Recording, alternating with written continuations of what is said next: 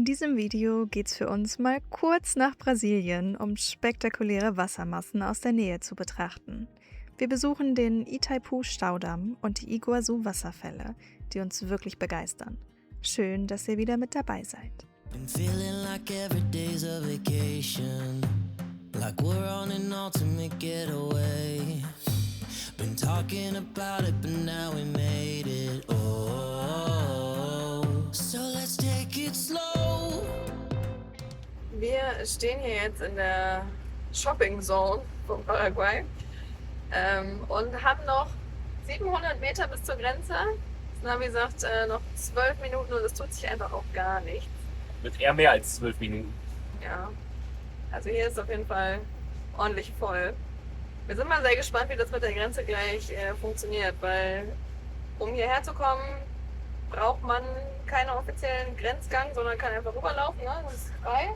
Ja, genau. Von Brasilien nach Paraguay kann man wohl einfach rüber, wenn man halt hier in dieser Stadt bleibt. Genau, und wir haben schon gelesen, dass auch jetzt von Paraguay nach Brasilien zwar die Ausreise ganz einfach sein soll, aber es gar nicht so einfach sein soll, das Chip zu canceln. Und da werden wir gleich mal schauen, wie das alles läuft, aber bis dahin müssen wir erstmal kommen.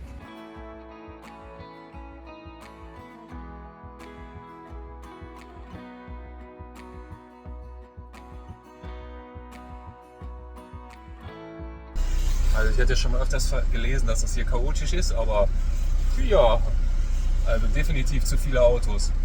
Jesse ist jetzt schon mal nach vorne gegangen und guckt, wo die Immigration ist und wo wir das Tip canceln können, damit wir zumindest die Informationen schon mal haben und es dann vielleicht gleich ein bisschen einfacher geht. Wenn wir denn mal hinkommen, es sind noch 150 Meter, aber seit 10 Minuten bewegt schon wieder nichts. Evonik, BVB. Vorsicht mit dem Auto.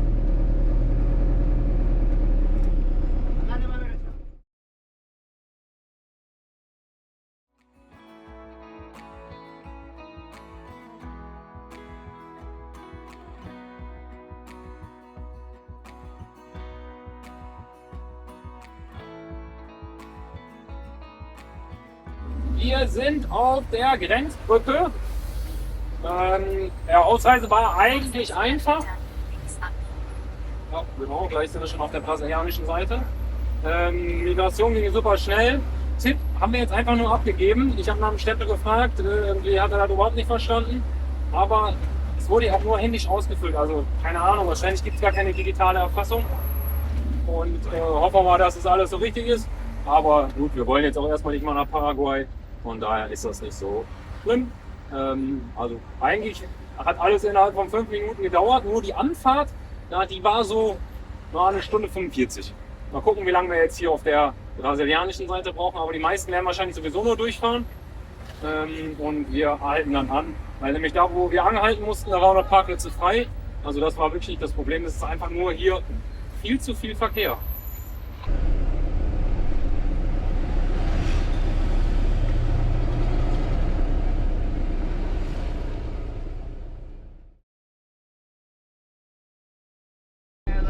Noch irgendjemand hier Ja, das kann natürlich sein. gucken will. Stehen auch gerade besonders viele Leute, oder? Eigentlich tun die, glaube ich, nicht. Ja, hier doch, aber hier die Leute, der kontrolliert die ganze Karre. Wir sind in Brasilien und kämpfen uns gerade noch aus der Grenze raus. Ja, eigentlich hat alles fast funktioniert wie immer. Migration ging super schnell. Dann mussten wir so eine Deklaration machen, die kann man glaube ich auch selber machen, aber wir wussten es nicht genau, wie es funktioniert und da hat uns dann ein Mitarbeiter das ausgefüllt und dann mussten wir noch in ein anderes Gebäude und da hat ein weiterer Mitarbeiter, der weiter hinten am Schreibtisch saß, nochmal was ausgefüllt und dann waren wir im Prinzip fertig. Wir dürfen bis Ende des Jahres, also 2 Wochen im Land bleiben. Wir haben immer gesagt, wir wollen eine Woche bleiben. Also wir bleiben wahrscheinlich nur eine Nacht. So der aktuelle Plan. Aber ja, also es hat ultra lange gedauert. Ich glaube 2 Stunden 20 sind wir jetzt. Das ist seit Mittelamerika mit Abstand die längste Grenze. Aber eigentlich hat das Warten halt so lange gedauert. Also beziehungsweise das zur Grenze hinkommen hat, weiß ich nicht, 1 Stunde 30 mit Sicherheit gedauert. Aber jetzt sind wir da und jetzt fahren wir zum ersten Sightseeing für heute. Wir haben die letzten 2-3 Stunden da hinten auf der Bank gechillt, weil eigentlich hatten wir für heute Morgen um 10 Tickets, um gleich da hinten reinzugehen und dann werden wir wahrscheinlich da die Straße nach ganz da hinten fahren. Da ist nämlich ein Staudamm, ich bin gerade angegriffen, und zwar der Itaipu-Staudamm heißt der, glaube ich. Der ist mittlerweile, glaube ich, nur noch der drittgrößte Staudamm der Welt. War lange Zeit der zweitgrößte Staudamm nach dem Drei-Schluchten-Damm in China. Und da haben wir jetzt eine Tour gebucht und da geht es auch in den Damm rein. Wir sind schon sehr gespannt und hoffen, dass wir viele schöne Sachen sehen. Und glücklicherweise konnten wir unser 10 Uhr Ticket umbuchen. Eigentlich geht es nur, wenn man 4 Stunden vorher Bescheid sagt. Wir haben eine Stunde vorher Bescheid gesagt, weil wir im Stau standen.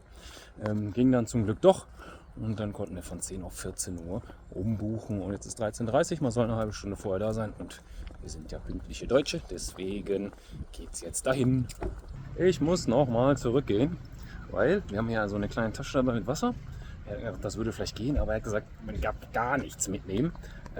Demzufolge bringe ich es weg und dann hoffentlich verdursten wir nicht.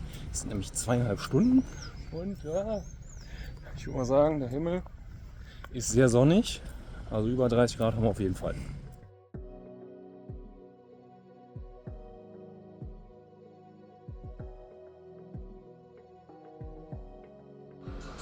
Es gibt eine kostenlose Trinkflasche, damit ist unser Wasserproblem ja gelöst.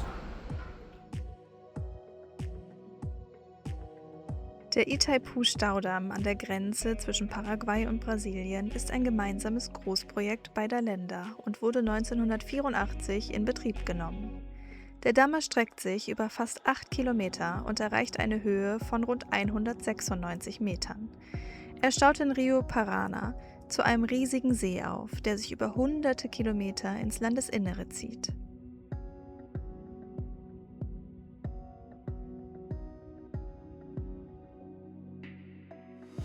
Der Helm ist auf und jetzt gehen wir gleich rein. Da ist der Eingang. Im Inneren der Anlage arbeiten insgesamt 20 gewaltige Turbinen, die zusammen eine installierte Leistung von über 14.000 Megawatt erreichen, was der gleichzeitigen Stromversorgung von rund 10 bis 15 Millionen Haushalten entspricht. Damit produziert Itaipu jährlich so viel Strom, dass nahezu der gesamte Energiebedarf von Paraguay gedeckt wird und ein bedeutender Teil Brasiliens versorgt wird. Die Mitarbeiter sind hier übrigens ebenso aus beiden Ländern, sodass hier auch zweisprachig agiert wird, Spanisch und Portugiesisch.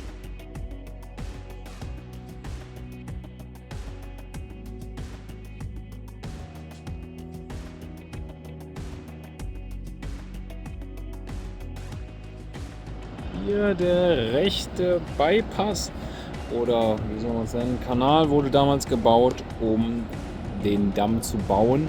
Und da wurde entsprechend dann das ganze Wasser durchgeleitet während der Bauzeit.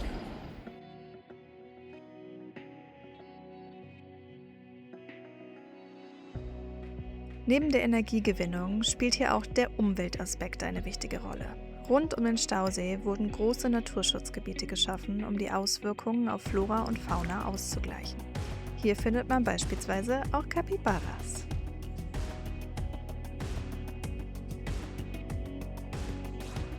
Wir sind wieder zurück und auf dem Weg zum Camper. Die Tour hat 2,5 Stunden gedauert und dann fahren wir jetzt gleich zum Stellplatz. Das hat sich auf jeden Fall gelohnt. Es war schon sehr interessant. Wir hatten, ich will nicht sagen, Pech und Glück in einem. Also zum einen englischsprachig waren die wenigsten und als die Gruppe geteilt wurde, waren wir halt nur noch zu 5. Das war ganz cool. Allerdings war der Guide, ich glaube die Frau, die dabei war, hatte das auch mal ein bisschen besser gemacht. Aber es war trotzdem völlig okay, wir haben viel erfahren. Ja, und ich würde es auf jeden Fall wieder machen.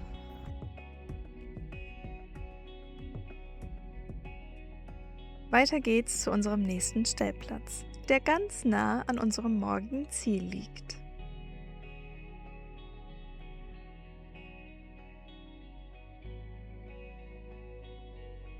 Nach uns sind tatsächlich noch 2 andere Fahrzeuge gekommen und jetzt ist es ganz schön voll. So viele Camper haben wir schon lange nicht mehr gesehen.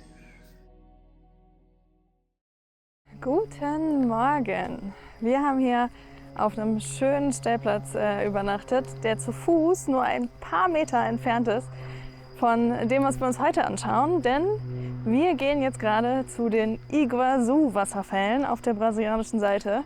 Ja, und es sind nur so 10, 15 Minuten. Dann sind wir schon am Eingang. Wir haben Tickets für 8:30 Uhr. Das ist die erste Möglichkeit, die Wasserfälle sich anzuschauen vom Zeitslot her. Ja, das Wetter ist sehr, sehr gut. Von daher freuen wir uns sehr und sind ganz gespannt. Die ersten Busse sind auch schon da. Und wahrscheinlich ist da hinten unter dem grünen Bogen der Eingang, oder? Da gehen alle rein. Dann müssen wir schnell vorbeigehen. Wir alle überholen.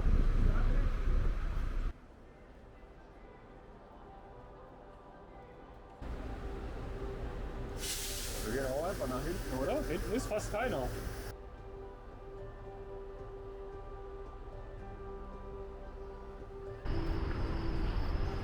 Da unten ist Regenbogen. Ja. Oh. Okay.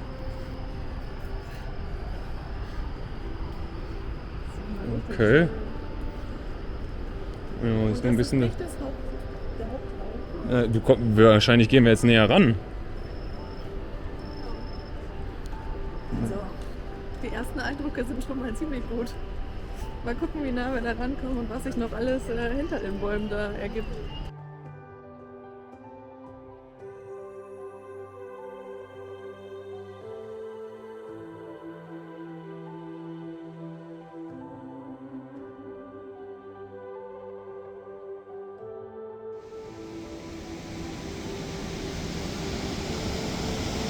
Mit Regenbogen sogar hier.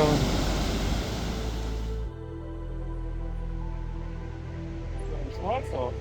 Ja.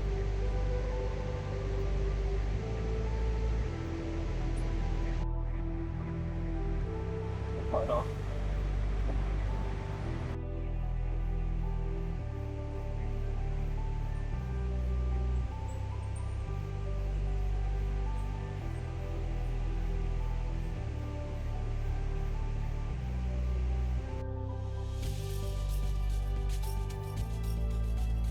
Jetzt könnte es langsam feucht werden.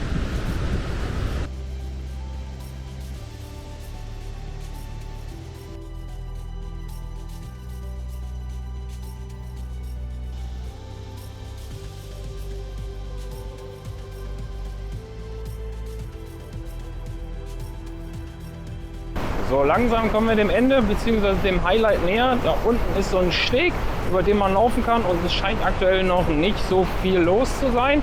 Wir sind gespannt. Ich glaube, wir werden nass werden. Die Iguazu-Wasserfälle an der Grenze zwischen Argentinien und Brasilien zählen zu den größten und spektakulärsten Wasserfallsystemen der Welt. Insgesamt bestehen sie aus rund 275 einzelnen Wasserfällen, die sich über fast 3 Kilometer Breite erstrecken. Je nach Wasserstand stürzen hier pro Sekunde mehrere Millionen Liter Wasser in die Tiefe. Umgeben sind die Wasserfälle vom dichten Regenwald des Iguazu-Nationalparks. Die Region ist Heimat von hunderten Tierarten, darunter Tukane, Affen und Nasenbären, wie ihr ja schon gesehen habt. Die Iguazu-Wasserfälle gehören übrigens zum Rio Iguazu, der nur wenige Kilometer in den Rio Paraná mündet. Genau den Fluss, der beim Itaipu-Staudamm zur Stromerzeugung genutzt wird. Das heißt, ein Teil des Wassers, das hier mit gewaltiger Kraft in die Tiefe stürzt, fließt weiter durch dieses Flusssystem und wird letztlich zur Energiequelle für Millionen Menschen.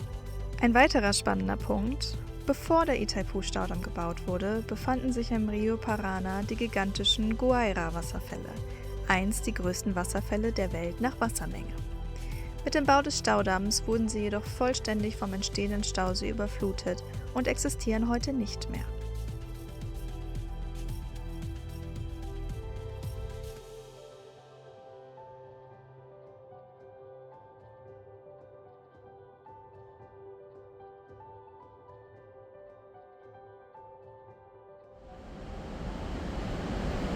Hier ist jetzt einfach niemand.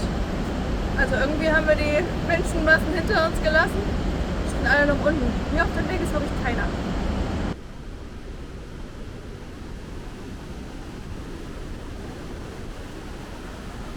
Es ist jetzt 10 Uhr. Wir haben ein bisschen mehr als eine Stunde gebraucht, um hier alles abzulaufen. Und es ist schon wahnsinnig beeindruckend. Hätte ich gar nicht so gedacht. Wir haben ja schon so viele Wasserfälle auf dieser Reise gesehen. Aber das hier ist schon nochmal eine ganz andere Liga. Ja, also hat uns super gut gefallen. Wir sind jetzt sehr gespannt auf die argentinische Seite, die wir ja vielleicht uns schon morgen anschauen. Man sieht von hier durch die Bäume tatsächlich auch die Plattform auf argentinischer Seite. Wir haben so ein paar Treppen und so gesehen, da werden wir wahrscheinlich ein bisschen länger laufen als heute. Ja, und jetzt geht's für uns erstmal zurück mit dem Bus.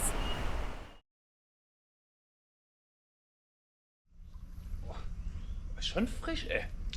Vor allem unten noch.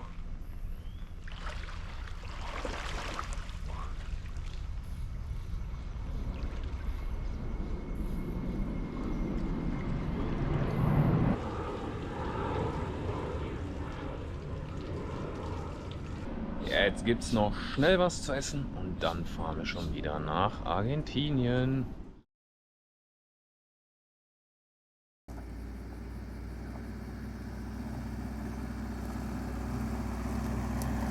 Bis zur Grenze nach Argentinien sind es gerade einmal gut 10 Kilometer. Und auch an der Grenze haben wir Glück, dass nicht so viel los ist.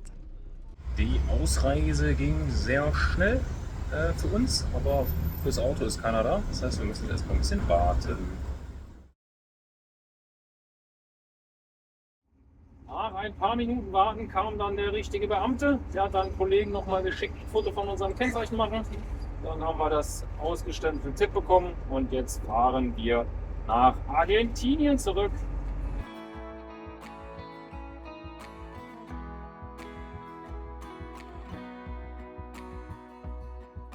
Dafür geht's über die Tancredo-Neves-Brücke über den Rio Iguazu, womit wir nach gerade einmal einer Nacht Brasilien schon wieder verlassen. Und auch diese Grenze ist recht entspannt als Drive-Thru organisiert. Wir sind zurück in Argentinien. Mussten ein bisschen warten, weil eine Schlange war, aber dann ging es eigentlich schnell. Unsere Migration war kein Problem. Dann wurde unser Auto kontrolliert. Die Damen waren ein bisschen schlecht gelaunt, hatten wir das Gefühl, aber war auch alles kein Problem. Und dann wurde noch das Tipp gemacht. Da waren eigentlich die meisten Informationen, glaube ich, schon im System. Also Fahrgestellnummer und sowas müsst ihr gar nicht eintragen. Und wir haben jetzt tatsächlich 9 Monate Tipp bekommen. Ich glaube, so lange dürfen wir selber gar nicht im Land bleiben. Und so lange werden wir wahrscheinlich auch nicht bleiben. Aber interessant, beim letzten Mal hatten wir halt nur 3 Monate bekommen. Und jetzt fahren wir noch 5 Minuten und dann sind wir auch schon am Stellplatz.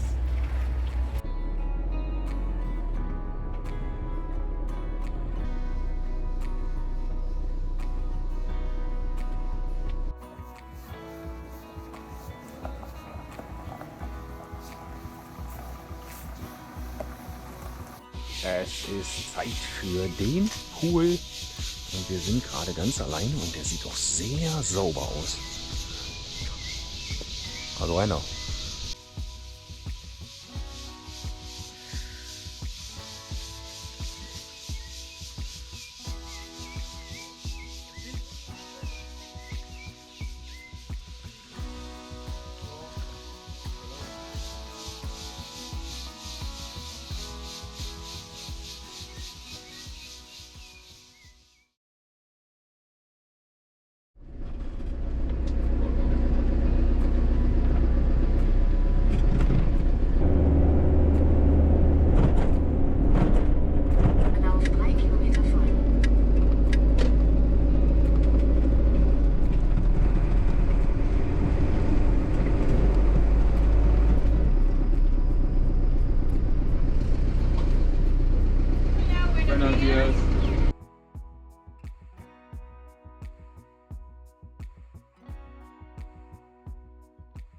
Es ist 7:30 Uhr und wir sind an den Iguazu-Wasserfällen der argentinischen Seite, beziehungsweise am Parkplatz.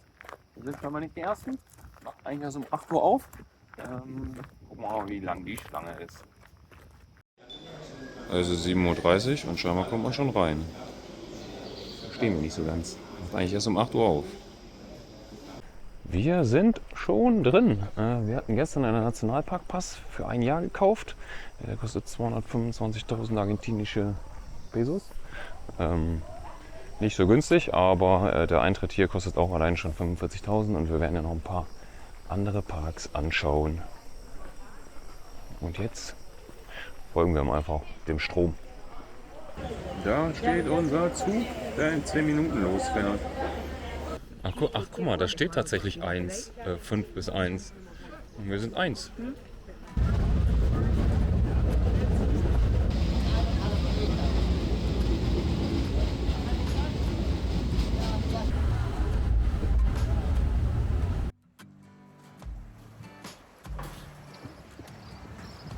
Die ersten von unserem Zug. Dazu muss man schon sagen, dass wir uns aber auch extra beeilt haben, um möglichst vor den Menschenmassen anzukommen. So langsam wird das Rauschen lauter. Wir haben, glaube ich, die Gruppe ganz gut abgehängt. Die läuft irgendwo da hinten. Dürften wir so 200 Meter Vorsprung haben. Jetzt gucken wir mal, wie viele Leute noch vor uns sind, weil es war mindestens ja ein Zug vor uns. Wir haben es noch nicht so ganz verstanden, wann der Park hier aufmacht. Vielleicht finden wir das noch raus. Boah. Was da allein schon runterkommt, hier rechts. Das ist schon sehr beeindruckend. Gerade so hier rechts.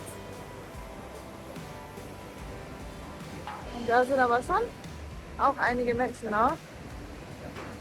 Wahrscheinlich vom ersten Zug.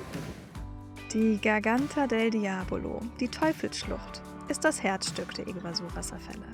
Hier stürzen gewaltige Wassermassen aus bis zu 80 Metern in die Tiefe und erzeugen eine dichte Gischtwolke, die oft schon von weitem sichtbar ist. Deshalb ist hier auch am meisten los, weshalb es geschickt ist, besonders früh hier zu sein.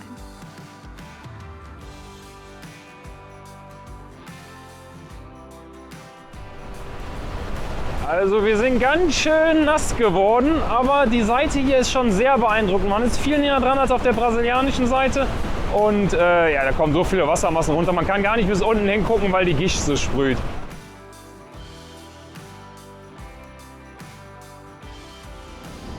Hier ist der alte Steg, der ist aber wohl vor 2 Jahren eingebrochen.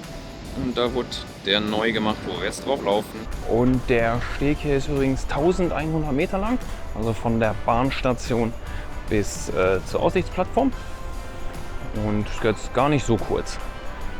Und hier kommen schon die ganzen nächsten Massen.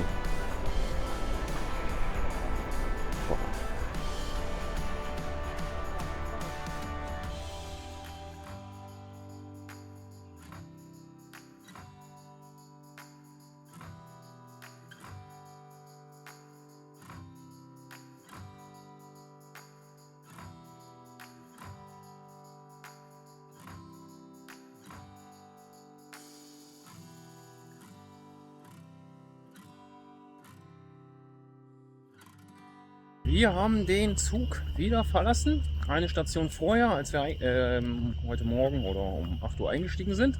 Und jetzt gehen wir den Upper Circuit und danach gibt es noch den Lower. Und wir sind mal gespannt, wie viele Wasserfälle wir noch sehen. Wir starten auf den Upper Circuit, Snijmanstraße.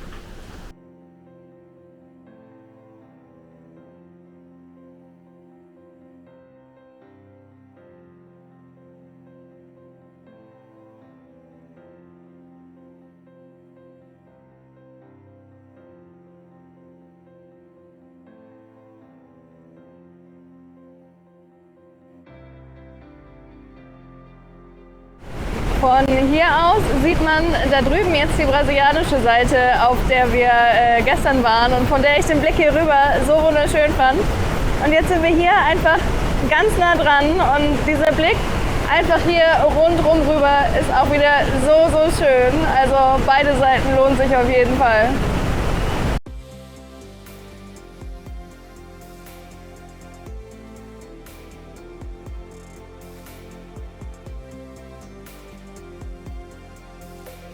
Wenn man nicht am Hauptspot ist, verläuft sich echt gut. Nichts los hier.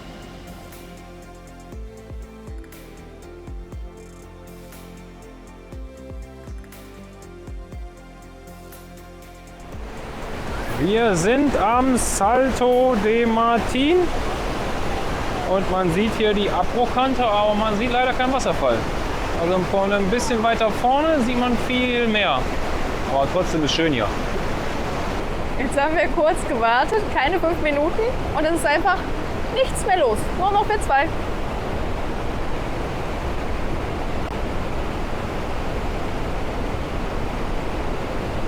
Jetzt geht's auf den Lower Trail. Die Abzweigungen sind eigentlich nah beieinander. Nämlich hinter uns irgendwo da ging es zum Upper Trail. Und jetzt werden wir wahrscheinlich die Wasserfälle ein bisschen besser von unten sehen können.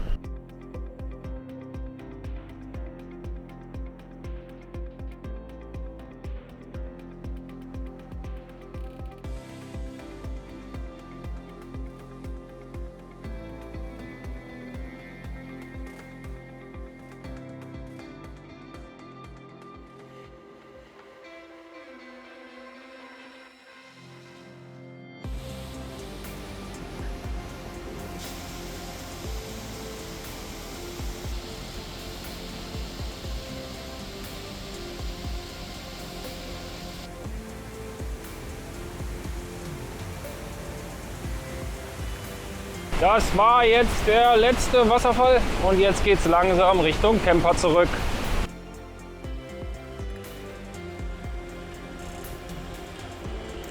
Wir sind jetzt hier ein Stück wieder hochgegangen und sind ganz überrascht. Hier steht plötzlich einfach ein Hotelkomplex mit Pool. Sieht ganz nett aus. Oben läuft zwar der Betonmischer, aber der Pool kann sich sehen lassen. Vor allen Dingen ist da rechts noch einer und es ist kein Mensch da. Wollen wir kurz über den Zaun hüpfen? So. Ach so. Ja, okay.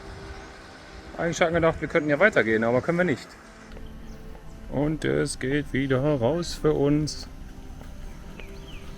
Wir sind draußen, haben gerade noch das Parken bezahlt. Das hat 10.000 gekostet. Und Jesse hat auch gefragt, wann der Park denn aufmacht. Also bei Google steht um 8. Aber er hat gerade gesagt um 7. Aber ich glaube um 8 machen erst die Ticketschalter auf. Hätten wir das gewusst, wären wir früher gewesen. Aber um 7:30 war trotzdem noch gut. Und man muss sagen, auf der argentinischen Seite kann man halt viel mehr sehen. Die Wege sind viel länger. Wir waren jetzt 4 Stunden unterwegs. Man kommt auch näher an den Wasserfall ran. Also ich glaube, mein Favorit ist die argentinische Seite. Also mir hat die brasilianische Seite auch mega gut gefallen. Ich war da gestern echt auch richtig begeistert von. Ist natürlich alles ein bisschen kleiner, aber der Blick ist mega. Von daher, ich glaube, wenn man Brasilien zuerst macht und dann Argentinien, also so wie wir es gemacht haben, ist das schon ganz richtig so. Und wie gesagt, also ich würde sagen, beide Seiten lohnen sich auf jeden Fall. Wenn man nur eins machen kann, dann würde ich, glaube ich, Argentinien machen, einfach weil man mehr davon hat. Aber wie gesagt, Brasilien fand ich auch schön. Damit verlassen wir die Iguazu-Wasserfälle und können für uns festhalten, der Umweg hat sich gelohnt. Dieses Naturschauspiel hat uns wirklich begeistert und wir freuen uns, dass wir es in die Reise mit einbauen konnten. Für uns stehen jetzt wieder einige Stunden Fahrt an, denn in wenigen Tagen sind wir bereits wieder in Mendoza verabredet. Das seht ihr aber erst in der kommenden Woche. Schön, dass ihr heute mit dabei wart und falls es euch gefallen hat, lasst uns doch gern ein Like und einen Kommentar da. Danke für all euren Support. Und falls ihr Lust habt, uns auf unserer Reise weiter zu verfolgen, abonniert doch gern unseren Kanal und seid in der nächsten Woche wieder mit dabei. Bis dahin!